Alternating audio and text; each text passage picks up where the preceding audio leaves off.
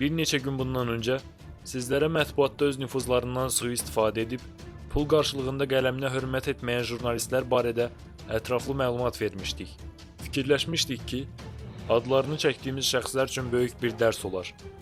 Görünür gözləri doymayan bu şəxslər öz işlərini davam etdirir və sifarişli dezinformasiya tipli xəbərlər yazaraq insanları hörmət etmədikləri qələmlərinə dolayırlar. Artıq məlumdur ki, bu dırnaqarası jurnalistlərin arxasında duran dayıları onlara məcazi mənada konfet verərək insanlara yalan danışmağa vadar edir.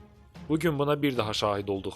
Mətbuatda kriminal aləmdə Dato Ağcabədinski kimi tanınan Cavid Məmmədovun qanuni oğru adından məhrum edildiyi qeyd olunur.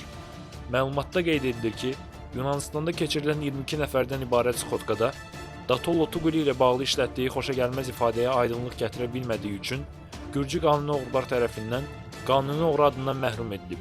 Kriminal dairələrə yaxın mənbələrdən Crime Time.ru-ya daxil olan məlumata görə bu xəbərlər həqiqəti əks etdirmir.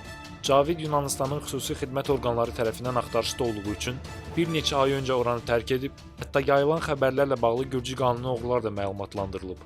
Lakin onlar Cavidin təmiz oğru ideyası ilə yaşadığını, bu ada xələl gətirəcək heç bir addım atmadığını və bu yalan informasiyaları yayan şəxslərin arxasında bir nəfər olduğunu qeyd ediblər.